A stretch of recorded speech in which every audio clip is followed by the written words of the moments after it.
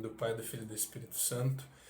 Bom, hoje eu vou falar sobre esse livro aqui, ó, A Fé Explicada. Um livro com conteúdo muito bom, principalmente aí para quem quer ter um entendimento melhor, né, e maior também sobre a sua fé, principalmente os católicos, né. Esse livro aqui é sensacional, ele faz uma abordagem muito boa, né, pegando ali fragmentos tanto bíblicos e também do catecismo, né, e trazendo aí um enredo muito fácil da gente entender e conseguir concluir algumas coisas, né? E aí é interessante vocês entenderem também que ele é dividido em três partes, tá?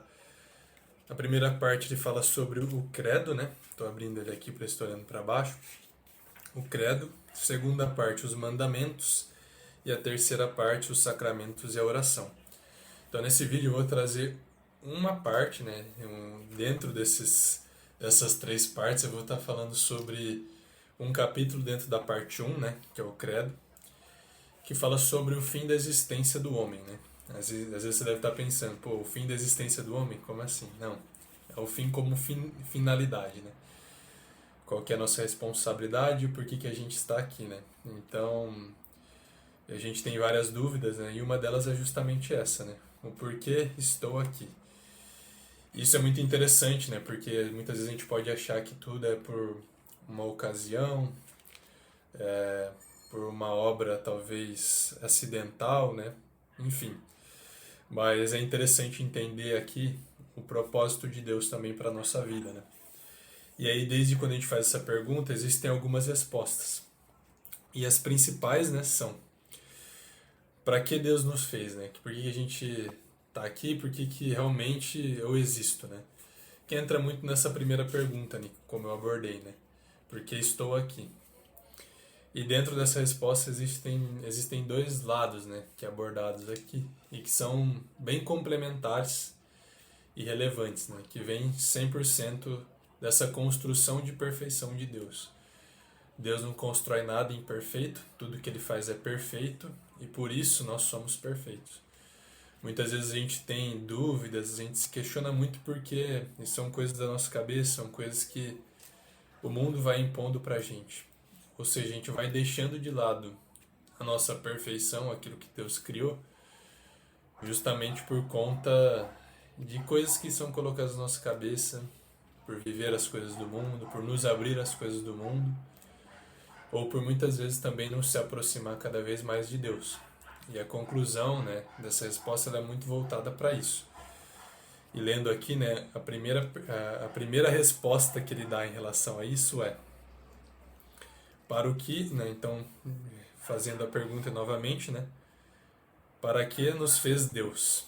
Então a resposta é: para mostrar a sua bondade. Então, em primeiro momento, é justamente para mostrar a sua bondade quanto a nós. Como tudo que ele faz é bom, então se ele nos fez é porque é bom. Então ele está demonstrando sim a sua bondade perante a nós. E aí uma conclusão ainda maior, né, sobre essa pergunta é: fazer-nos participar, né, além de ele fazer isso por bondade, ele fez-nos, né, fazer-nos participar, né, ele fez a gente para que a gente pudesse participar da sua vida bem-aventurada. Então, reunindo isso, né, essas duas questões, a gente chega no seguinte: a bondade de Deus fez-nos participar da sua felicidade e a nossa participação na sua felicidade mostra a bondade de Deus. Ou seja, ele fez nós para que a gente participasse da sua felicidade.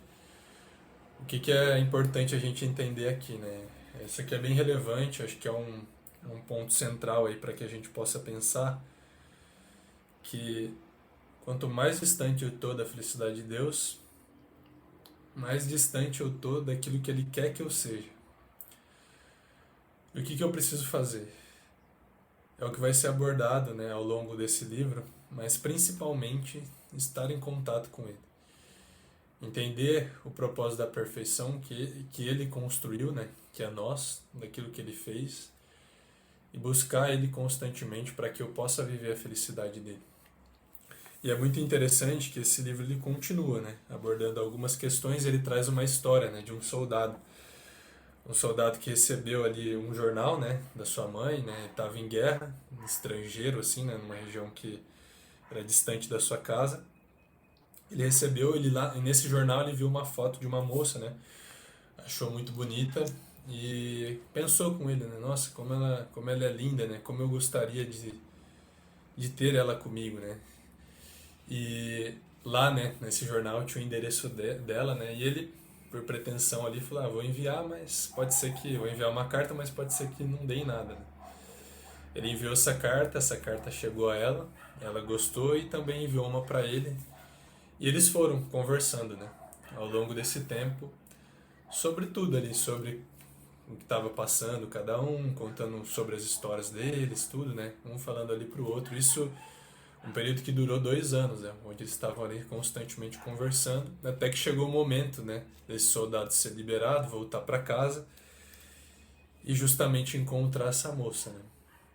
E no momento do encontro com essa moça, ele teve ali um momento de êxtase, né, aquele momento que ele tanto esperava, aquele momento que ele não quisesse que acabasse, que não tivesse fim, né. E mesmo esse sendo um exemplo muito simples, né, é o que retrata justamente aquilo que vai acontecer quando nos encontrarmos com Deus, só que sem um fim nisso. Ou seja, aquele momento com ela ficou gravado na mente dele e sempre ficará. É o momento mais importante para a vida dele. Só que com Deus, aquilo não vai ficar gravado, aquilo lá vai estar em nós a todo instante, ou seja, vai ser algo eterno.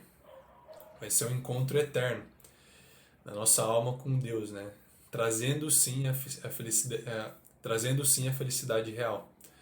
Ou seja, aquilo que a gente tanto busca, que é a felicidade, ela não está aqui no material, não está nas coisas, né, do mundo, não está nas pessoas, mas ela está na eternidade. Então, se a gente entende que hoje a gente está aqui e tudo aquilo que a gente ganha aqui, seja fama, dinheiro, tudo, né? Tudo que tem a ver com aquelas felicidades momentâneas, né, que a gente vive aqui, né? Aqueles sentimentos de prazeres momentâneos, né? Se a gente entender que eles vão acabar, né? Porque a gente vai morrer em algum momento, se a gente entender que eles vão acabar, a gente vai perceber que a felicidade realmente não está apenas aqui, né? E realmente não está, né, na verdade. Mas sim está em Deus, né? E quando eu coloco a minha felicidade em algo eterno, eu nunca vou sentir dificuldade ou medos, né? Porque eu sei aonde eu vou encontrá-la. E sei que ela será para sempre. Não vai ser algo passageiro de um momento em que eu vivi. Então é muito interessante a abordagem, né, que ele traz. E aí aqui ele vai trazendo outros pontos, né? Essa questão do amor de Deus, né? Dessa felicidade com Deus é tão interessante que até São Paulo diz, né? Que os olhos não viram, nem os ouvidos ouviram, nem o coração humano imaginou. Tais são os bens que Deus tem preparado para aqueles que o amam. Então, assim, é muito interessante, né? Porque né? Esta felicidade, uma vez alcançada, nunca mais se poderá perder. Então, por que a gente busca felicidade em outros lugares, né? Por que a gente constantemente, né, acabamos nos perdendo, né?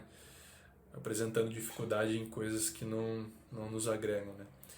Então, aqui acho que são pontos muito interessantes, essa abordagem é muito boa e ela é a abordagem da verdade, aquilo que a gente tem que buscar, e essa é a felicidade verdadeira. Pode ter certeza que se a gente buscar a felicidade em outros lugares, a gente vai constantemente ter um sentimento dentro de nós de querer algo mais. Eu posso alcançar muitas coisas materiais, posso alcançar muito dinheiro, fama, reconhecimento, mas constantemente eu vou ter algo ali no meu coração puxando, né? E é interessante isso porque existe um trecho aqui no final dessa abordagem, né? Dessa pergunta, né, central que a gente faz desde quando a gente começa a entender as coisas, né?